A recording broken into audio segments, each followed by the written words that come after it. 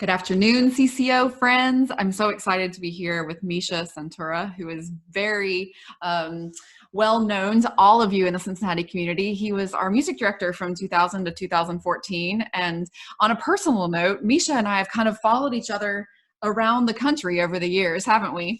I met you first in Cincinnati when I won the job in 2008 with the Chamber Orchestra, and you had already been music director for 8 years. And then we moved to Minnesota, and you were living in Minnesota. And then after that, we moved to Boston. You moved there a little earlier to get your job with the Boston Ballet, and we moved there last year, and our families have kind of stayed together over these different moves. So you're a great friend of mine, and I'm so thrilled to get to interview you in this context. So welcome, Mischa. Well, Ashley, thank you very much for the kind words. Great to be here. Yay. Or wherever we're meeting and online, somewhere. That's right. I mean, yeah. Even though we live in the same city, we're social distancing just the same. So exactly. I miss seeing you and your family in person. So how are you doing? You and your family are obviously quarantined in your home, and you have a lovely daughter. What is this new work-life balance looking for you these days? Well, look, thank goodness we are well, we are healthy. And, despite all the challenges, and there are many, I still consider us extraordinarily lucky, of course, given everything. We moved to a beautiful house in a beautiful neighborhood last summer. And it is interesting, it's the first house that we ever lived in. We used to be the quintessential city folks living in apartments and condominiums and so on and so forth. And we debated this for a long time. And then as we kind of realized how much work it is to, the upkeep and the yard and kind of figuring things out and all that stuff, we thought, well, maybe this was not such a great idea. Now, of course, it turns out it was a very good idea because we have a very large backyard and we have amazing neighbors and it's a beautiful street. And so we actually, we're very close to the school that Lydia really loves. Of course, she can't go there right now, but we feel very blessed that despite all that's going on, we have a beautiful surrounding and we have space, we have friends, we can talk to them over the fence and sort of, we have social distancing cocktails in our front yard. And so it's, I think we have the ability to make the very best out of a truly, challenging, terrible situation. Yeah, I'm so glad to hear that. I'm jealous of that neighborhood feel that you have, and what a blessing, truly, that it is. So what are you doing artistically right now? So you are the music director of the Boston Ballet, which is a huge job. Certainly, all ballet performances are canceled at the moment. So what is your day in, day out life looking like with the ballet? And also, what kind of conversations are you having in the midst of right now as it relates to moving forward?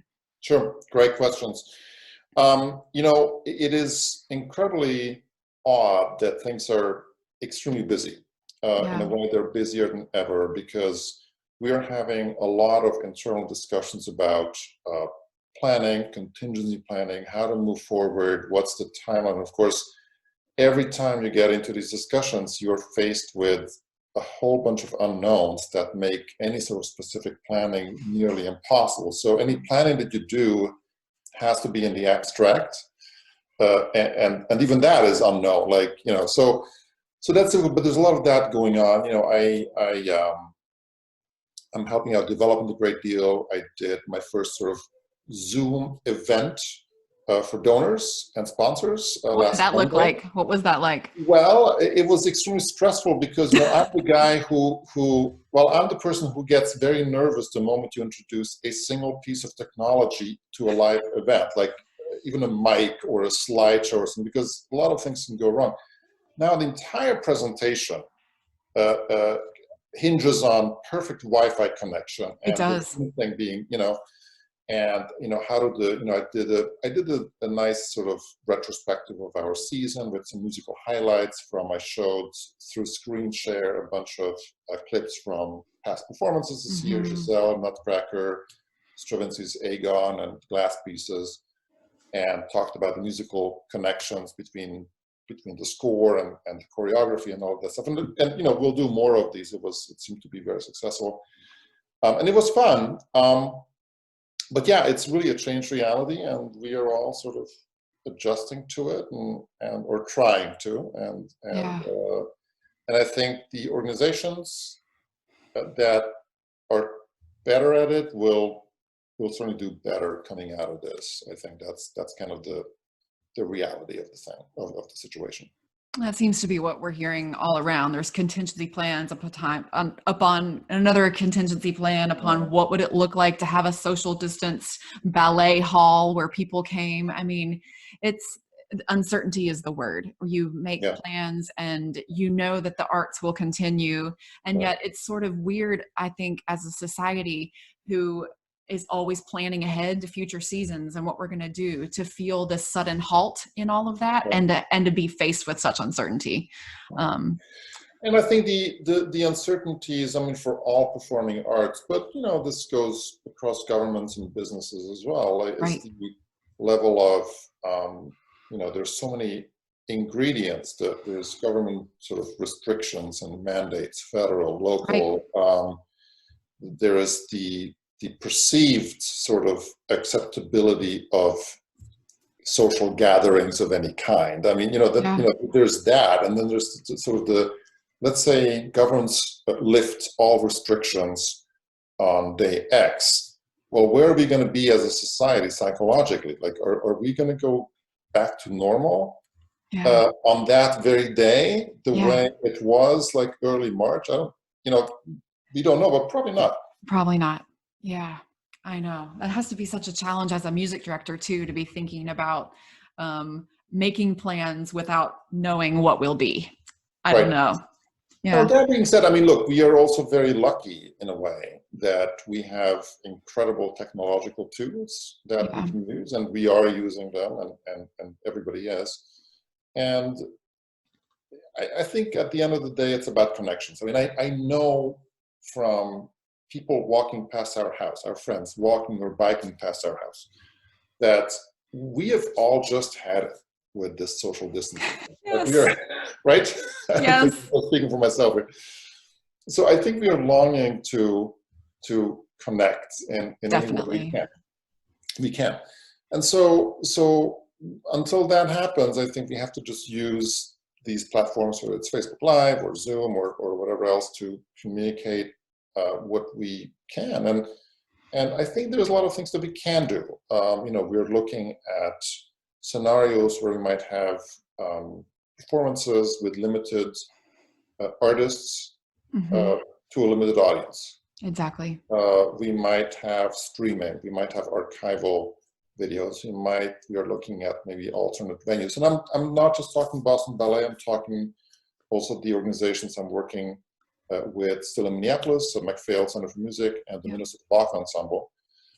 And in the meantime, we're looking at things like, I'm looking at these archival recordings of the Bach Ensemble. It's like, with this gorgeous Bach cantata. It's like, we should, they really sound great. We should put it out there, and maybe on a weekly basis as a source of solace and reflection. Yeah. And maybe with a short commentary, we're going to talk about these things. But there is a lot of things that I think we need to do as artists, because there is a huge gap suddenly in people's lives, and there's only so much that Netflix can sort of do to fill that gap. So there are other things. And so we've even been privy to a little violin action from you there, dear Mischa, which none of us in the Cincinnati Chamber Orchestra have ever heard you play. And I know that we shared that on our social media pages, but how are you staying musically engaged right now? Are you playing more violin? Like, what does your musical life look like right now? I really practiced a lot leading up to that social distancing Bartok duo, set of Bartok duos. But I will say, like, one of the sets I recorded after about 45 minutes of practicing, and then I just had to start recording. And so, it was decent. I mean, after 20 years of not playing, putting in 45 minutes, that was a pretty sound investment, I think. Well, again, it is very busy, and we are trying to do all these things. We are for lack of a better word, like sort of trying to reinvent the wheel for a number of different organizations and businesses, while trying to sort of essentially homeschool our child and trying to balance the Zoom calls going on simultaneously, or else the Wi-Fi connection will be unstable. Exactly. So I've definitely sort of resorted to some escapist evenings where I would just kind of head into the living room when things calm down and make some martini and, I don't know, watch an old James Bond film or listen to some Oscar Peterson clips late at night on YouTube. So that always works. That's spectacular. That's Yeah. awesome. It makes me think about when you were talking about practicing for 45 minutes and then doing the thing after not playing for 20 years, that notion of, I think it's Malcolm Gladwell's 10,000 hours. Like if you've built up the muscle memory from that long, it's amazing how quick the habits come back into play. Yes. So yeah. that's really cool. And I'm so glad that you shared that. It was a real treat for all of us. Oh, thank you. Thank you. So now we kind of evolve into the Cincinnati Chamber Orchestra and your memories from your time as music director. I have many fond memories of concerts with you. And so I'm wondering, what memories come to mind when you think back to your time as music director with us? Well, it was a while ago. I was there for a long time. So I think we've gone through a number of different stages with the organization. One of them actually has to do with you and the solo performance that you did. I forget that jazz piece. It was it's by Marcus Stockhausen, and it was called that's right. Miniature of a Soul's Journey. That was a special concert. That was awesome. Yeah, that was, Thanks. and you did an amazing job at that. That sticks out. Another thing, I started to perform a number of sort of semi-staged operas, which is something I love to do, just work with singers. We had a lot of great singers in town, and maybe, well, probably two highlights stand out. One of them was Purcell's Dido and Aeneas. Yeah. That was, of course, also in collaboration with the Vocal Arts Ensemble. And then we did, a few years after that, a semi-stage performance of Don Giovanni. And I think that was just a really kind of a lot of things fell together. We had an amazing cast. Yeah. The staging worked. So, I still think back, I can't believe that we put the whole thing together within 5 days. Totally. Including replacing a tenor who got sick on day 3.5. Oh my gosh, I don't remember that. That's it's amazing. like it had all the drama that you need for a successful opera performance. That's right. Oh, we have so many fond memories with you, and we're so thrilled that your career has taken off in so many wonderful directions, and you're making incredible contributions artistically and just by being who you are. And so we just wish you the best, and it's so fun to talk to you during this CCO at Home music director interview series. And we just wish Lydia and Christy all the best, and we hope that you guys stay healthy and well. Thank you. Well, same to you. Thank you so much. Great chatting. Thanks. Bye-bye.